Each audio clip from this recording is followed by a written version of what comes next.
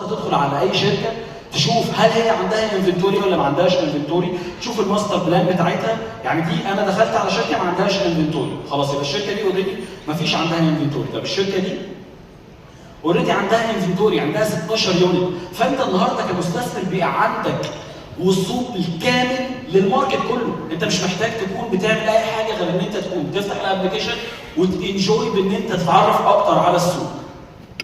شفت الماستر بلان بتاع الكومباوند، شفت اليونت الافيلابل جوه الكومباوند، كل وحده التسعير بتاعها، واقدر اخد كول تو اكشن ان انا ابعت لاي ايجنت يكون بيتواصل معايا بخصوص الريكوست اللي انا بدور عليه او الوحده اللي انا بدور عليها. وده على مستوى مشاريع مصر كلها. يعني احنا بمنتهى البساطه واقفين دلوقتي ندخل على الساحل الشمالي، نلاقي كل الشركات اللي موجوده اوريدي في الساحل الشمالي، نختار اي شركه من الشركات دي نشوف اللايف انفنتوري بتاعتها.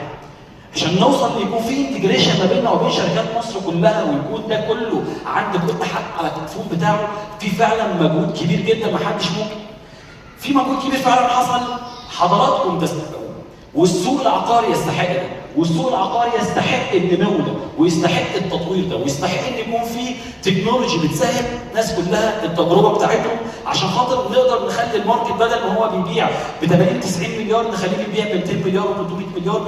حتى المستثمر الاجنبي اللي بيجي علينا من بره لما يبقى بيشتري وبيتابع كل الشغل بتاعه من على الابلكيشن موبايل وشايف الاستثمارات بتاعته كلها، ويقدر يكون بيعمل ريكوست يسال عن اي شركه اي وحده هو مشتريها، ده هيخلي النهارده ثقه المستثمر الاجنبي فينا تكبر، لان النهارده عنده تكنولوجي، هو النهارده الكلام ده موجود اوريدي عنده.